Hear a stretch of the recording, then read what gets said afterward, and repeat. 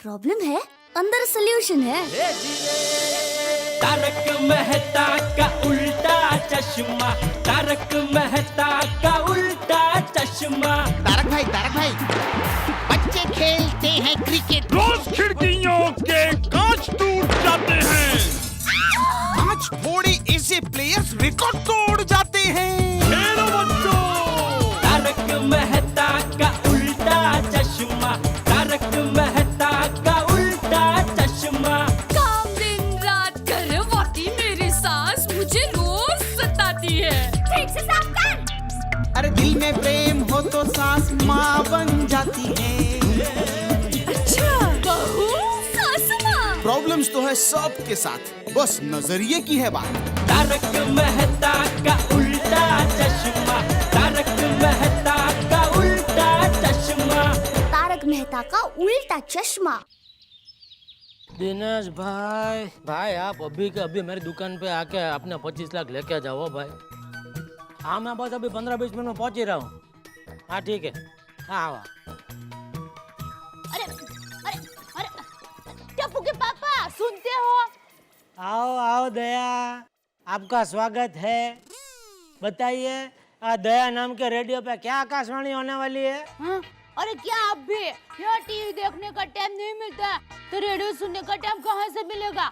मैं जब छोटी थी तब मेरी माँ मुझे रेडियो सुनाया करती थी। छोटी थी तब रेडियो सुनता होता। क्या बोलना है बोल। अरे वो पैसे। क्या कर रही है? ये पैसों की वजह से इतनी परेशानी हुई और तू पूरी सोसाइटी के सामने तुझे चिल्ला चिल्ला के पैसों के बारे में बोलना है? क्या आप भी? अरे ऐसे ही चिल्ला रहे हैं। मैं कोई काम अक्ल थोड़ी ना हूँ कि आपके पास 25 लाख रुपए है उसके बारे में पूछूंगी। अरे मैं तो वो ऑटो के लिए छुट्टे पैसे लिए कि नहीं वो पूछ रही थी। हाँ लिए। हाँ तो जाओ, खड़े क्यों हो? जय जिनेंद्र। जय जिनेंद्र। हाँ।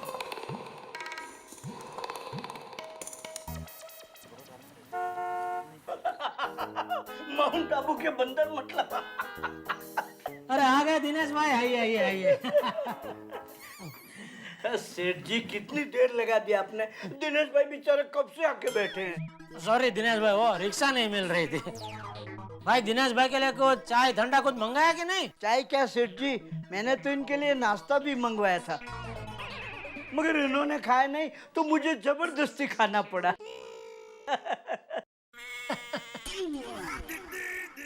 बाकी जेठा भाई कैसे हो? अरे बाकी सब बात बाद में, पहले आप अपने यह 25 लाख रुपया संभालो भाई। इसने तो मेरी रातों की नींद हराम कर दी थी। और मैं तो चैन की नींद सोया था क्योंकि मुझे पता है आपके पास पैसे पड़े हैं, मतलब बैंक में पड़े हैं। एक बार बैंक उठ सकती है मगर जेठा भाई का व्यवहार मतलब 100 टचरू सोनू। सच है सच है। चल टप्पू को आउट करना है। अरे यार,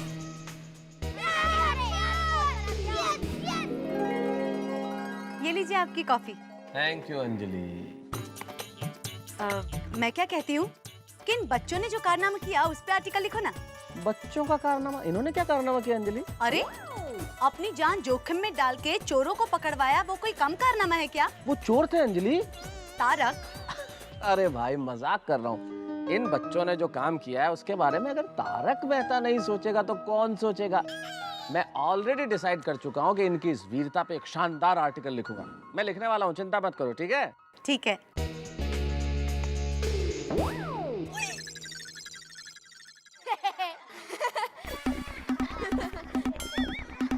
दो।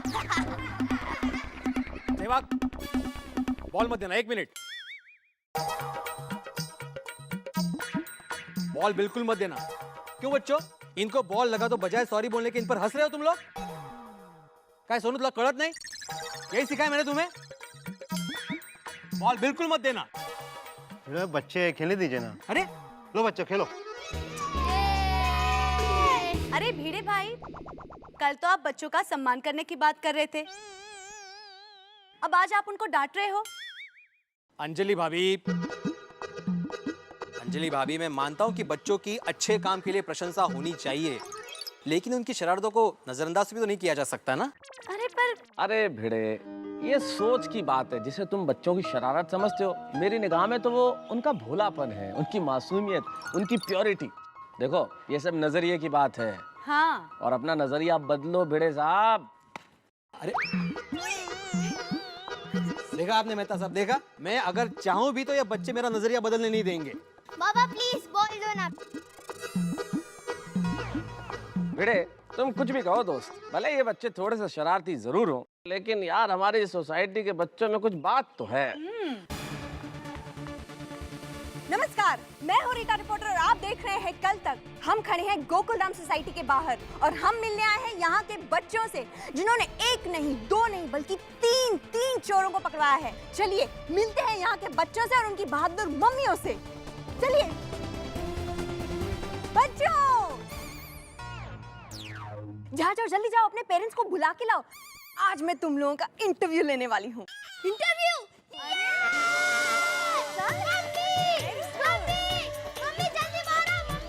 क्या हुआ बेटा? रीटा आंटी आई है इंटरव्यू लेने। काय झालं? हाँ बेटा, मम्मी रीटा दीदी को इंटरव्यू चाहिए। हाँ तो घर में हो तो दे दे। अरे दया भाभी, इंटरव्यू कोई घर में रखी हुई चीज नहीं है। बातचीत करेगी रीटा आपसे, वार्तालाप। हमारे बच्चों ने जो कल कारनामा किया है ना, उसके किस्से सारी दुनिया में फेमस कर देगी। हाँ, अरे रीटा दी, तू तो बहुत अच्छा काम कर रही है, तुम्हें बहुत अच्छा वर मिलेगा। जल्दी नीचे आओ मम्मी, जल्दी। आती हूँ मैं। मेहता साहब, आपकी सोसाइटी के बच्चे इतने बहादुर हैं, आपको कैसा महसूस हो रहा है? काश इनके पिता भी इतने ही बहादुर होते। मजाक कर रहा हूँ। अरे इनकी बहादुरी से बहुत गर्व महसूस हो रहा है। अच्छा, चोरों ने आपकी सोसाइटी को क्यों चुना? ये प्रश्न आपका बड़ा रोचक है, लेकिन इसका जवाब तो चोर ही दे सकते हैं ना। Excuse me. जी जी। भिड़े जी, आप इस सोसाइटी के सेक्रेटरी हैं, तभी इस सोसाइटी में चोरी हुई है, ऐसा क्यों? अरे मतलब क्या? आप कहना क्या चाहती है कि ये चोरी मैंने करवाई है? देखिए, ये है गोकुलधाम सोसाइटी के बच्चे और इस वक्त इनकी मम्मियाँ भी मौजूद हैं। चलिए टप्पू से हम कुछ पूछते हैं। टप्पू, ये बताओ, तुम्हें चोरों से डर नहीं लगा? अगर डर लगता तो चोरों को कैसे पकड़ते? लेकिन थोड़ा डर तो लगा होगा। थोड़ा नहीं, बहुत लग रहा था। कहीं हमारे पेरेंट्स डांट दे तो? अच्छा, चलो इनकी मम्मियों से कुछ पूछते हैं, देखते हैं वो क्या कहती हैं। जय जिनेंद्र। जय जिनेंद्र, जय जिनेंद्र। अच्छा दया बहन, एक बात बताइए, आपके टप्पू की बहादुरी का राज क्या है? मैं तो टप्पू को रोज बादाम वाला दूध पिलाती हूँ। हाँ। लेकिन दया बहन, वो तो दिमाग के लिए होता है ना? अरे रीटा दी, ये सब दिमाग में से ही तो निकलता है। आप बताइए, आप अपने बेटे के बारे में क्या सोचती हैं? गोली इतना बहादुर है ना। माधवी जी, आप बताइए। अगं भाई, खरं सांगू का, मैं भी बचपन में इतनी ही होशियार थी। सच? हाँ? अरे सोनू के पापा तो शिक्षक है ना, तो हम दोनों के गुण उसमें उतरे हैं। सोनू मेरी बेटी वहाँ है।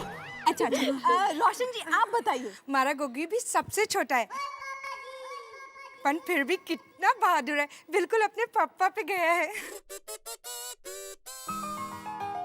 नमस्ते, हम लोग सलाम बॉम्बे फाउंडेशन की तरफ से आए हैं। नमस्ते नमस्ते नमस्ते। नमस्ते।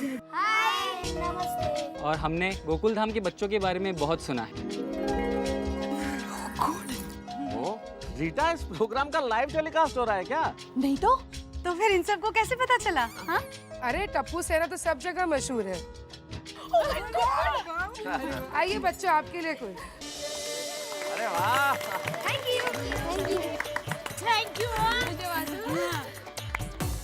सलाम बॉम्बे फाउंडेशन ही बच्चों की संस्था है। हम बच्चों के साथ मिलकर इस दुनिया से तंबाकू खत्म करना चाहते हैं। बहुत अच्छी बात है। हर साल 31 में वर्ल्ड नो टोबैको डे के रूप में मनाया जाता है और इस साल भी ये दिन हम पूरे जोश के साथ मनाना चाहते हैं। भाभी, तंबाकू निषेध दिवस हैं? दया भाभी, वो सब मैं आपको बाद में समझाऊंगी। हाँ। और हमारी ये इच्छा थी कि इस प्रयत्न में अगर टप्पू सेना हमारा साथ दे तो बहुत अच्छा होगा। बच्चों की जरूरत, वो कैसे? नहीं, करना क्या होगा और बच्चे ही क्यों? भिड़े अच्छे काम के लिए इतने सवाल नहीं पूछा करते, बच्चे अच्छा काम करेंगे। तो क्या साथ देगी टप्पू सेना हमारा?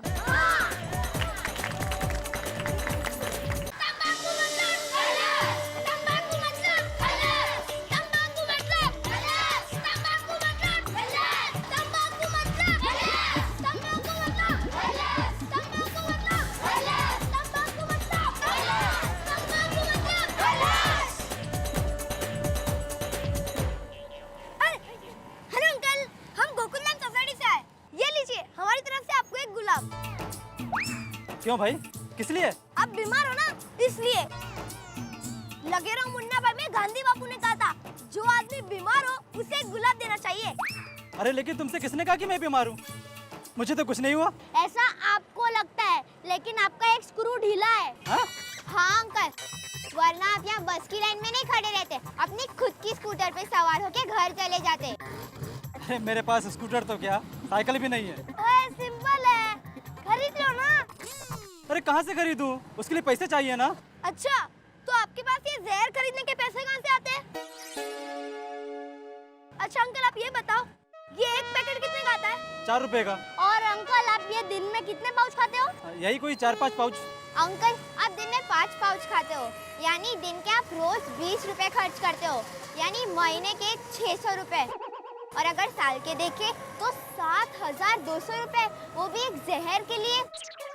यानी 3-4 साल में स्कूटर जितने पैसे तो बच ही सकते हैं ना। अगर 40-50 साल का हिसाब लगा जाए तो आपके पास कितने पैसे बचेंगे अंकल? और डॉक्टर भी कहते हैं, ऐसी चीजें खाने से सेहत पर बुरा असर पड़ता है और कैंसर जैसी भयानक बीमारी भी हो सकती है। और उसके इलाज का खर्चा 3.5 लाख रुपए हो सकता है। आपको परवड़ेगा? नहीं बच्चों, मैं समझ गया। मैं सचमुच बीमार हूँ और इस बीमारी से बाहर निकल कर ही रहूंगा। अंकल, ये लीजिए। बच्चों, I am proud to be tobacco free.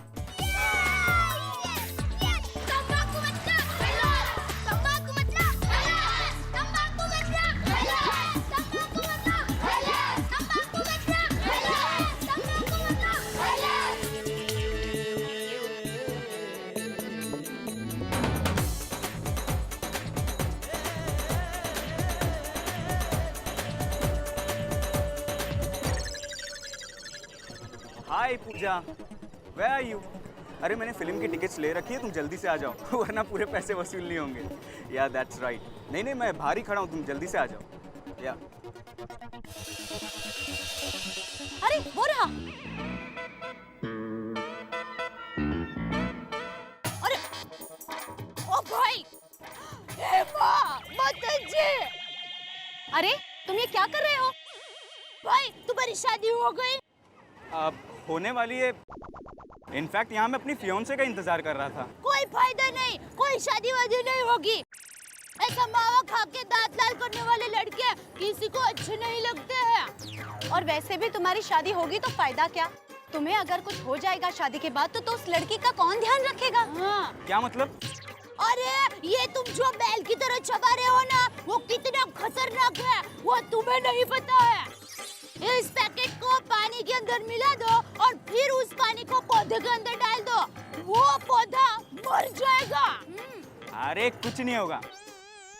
आपको पता है, मेरे एक दूर के रिश्तेदार हैं, उन्होंने 16 साल की उम्र से ही गुटखा खाना शुरू किया था और आज उनकी उम्र है 80 साल की और आज भी वो एकदम फिट है। एक्सक्यूज मी मिस्टर, तुम्हारे पास ऐसा एक एग्जाम्पल होगा जिसमें इंसान गुटखा खाने के बाद भी तंदुरुस्त है, पर हमारे पास ऐसे हजारों एग्जाम्पल है जिसमें इंसान गुटखा खाने के बाद समय से पहले फोटो फ्रेम बन के दीवार पे टंग जाते हैं, समझे? हाँ, और वो भी खुशबूदार चंदन के हार के साथ। हाँ, न्यूज़पेपर में भी आया था कि एक लड़का गुटखा मुंह में रखकर पूरी रात सो गया और जब सुबह उठा तो उसका मुंह पूरा छालों से भर गया था। हाथ धो के वो पानी पूरी खाने गया ना, तो पानी ही पी सका, पूरी नहीं खा सका। क्यों? अरे क्यों क्या, उसका मुंह खोल ही नहीं रहा था। और वो तो छोड़ो, तीखा पानी पीने से उसका मुंह पूरा जल गया था। उसका मुंह सड़ने की वजह से उसे तुरंत हॉस्पिटल में एडमिट करना पड़ा। इसीलिए कहते हैं समझदारी से काम लो और ये बुरी आदत छोड़ दो। क्या करूं? मैं इसके बगैर रह ही नहीं सकता। अरे ये सब बहाने हैं। पहले मुझे भी ऐसा लगता था कि मैं मेरी माँ और मेरे भाई सुंदर के बगैर नहीं रह सकती, लेकिन जब मेरी शादी मुंबई में हुई तब देखो अब आराम से रह रही हूँ। इसके लिए मन कठोर करना पड़ता है। मन कठोर करके तंबाकू निषेध करो, और अगर तुम सच में ये बुरी आदत छोड़ना चाहते हो तो डॉक्टर्स भी तुम्हें हेल्प कर सकते हैं। हाँ, तो बोलो क्या इरादा है? ये आदत छोड़नी है कि प्राण छोड़ने हैं? नहीं, मैं ये आदत छोड़ना चाहता हूँ। लो, आज से मैंने ये गुटखा छोड़ दिया। Very good. अरे वाह।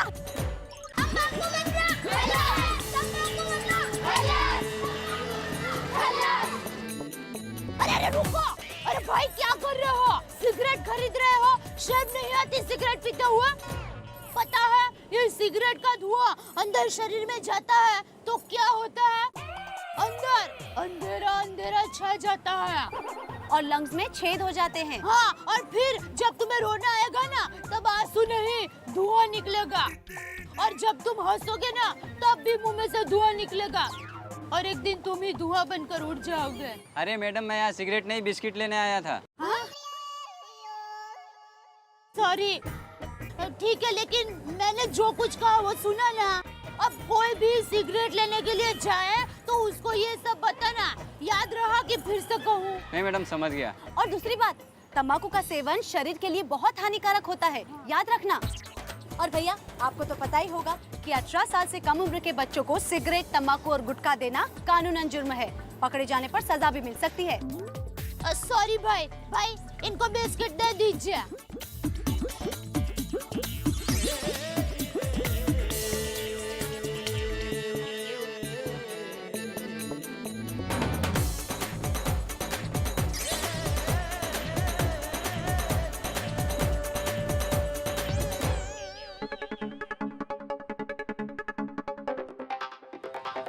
Excuse me. Yes please. अगर आप बुरा ना माने तो आपसे एक बात पूछनी थी। Sorry I know time. Excuse me, आपके फायदे की बात है। हाँ, तो बताइए। देखा आपने, अगर फायदा है तो वक्त है, नहीं तो नहीं है। हाँ, बस आपसे एक छोटा सा सवाल पूछना था। क्या आपके घर में बीवी, बच्चे, परिवार नहीं है? है ना। क्यों? तो फिर शायद आपको आपके परिवार की परवाह नहीं। व्हाट नॉनसेंस, क्या बकवास कर रहे हैं आप? माफ कीजिएगा, बकवास शायद मैं नहीं आप कर रहे हैं, क्योंकि अगर आपको आपके परिवार की जरा सी भी परवाह होती तो आप इस तरह से सिगरेट नहीं पीते। लेकिन क्या आपको क्या लगता है कि आप सिगरेट पीते हैं तो आप ही को नुकसान हो रहा है? अरे आप तो एक्टिव स्मोकिंग करते हैं, लेकिन जिनके आसपास आप ये धुआं छोड़ते हैं वो पैसिव स्मोकिंग ज्यादा खतरनाक है। आपको पता है जितना धुआं आपने जिंदगी भर में निकाला होगा इस उम्र तक, उतना धुआं अगर एक कमरे में भर दिया जाए और उसमें आपको बिठा दिया जाए तो यकीन मानिए आप 2 मिनट से ज्यादा जी नहीं सकते। रियली? जी हाँ। और वैसे भी पब्लिक प्लेस पे खड़े होकर सिगरेट पीना तो कानूनन अपराध है। और आपको तो इस उम्र में सोचना चाहिए। आप जिस उम्र में हैं, आपको सिगरेट पीता देखते हुए अगर छोटे बच्चे इस आदत को अपना ले, फिर इसमें मैं क्या कर सकता हूँ?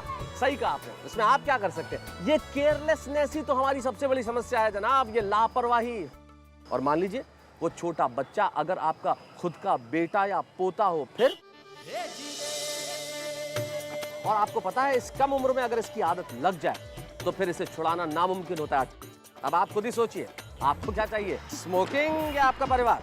ऑफकोर्स परिवार, मेरे दोस्त परिवार। आज से मैंने सिगरेट छोड़ दी। Thank you very much. Thank you sir. अब ऐसे आपने अपना नाम नहीं बताया। Mehta, Tarak Mehta.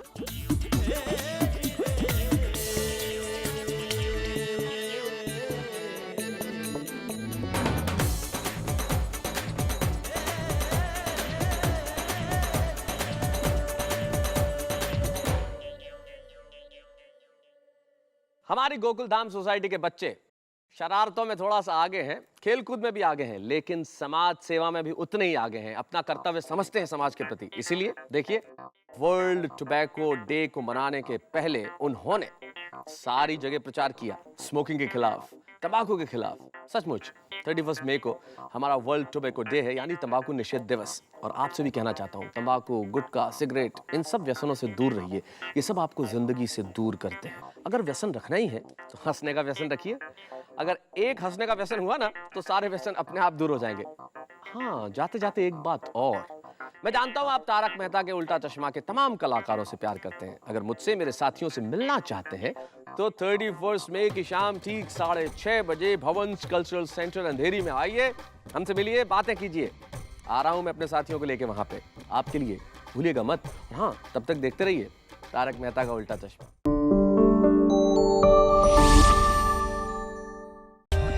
For more updates, subscribe to our channel, click the show links and enjoy watching the videos.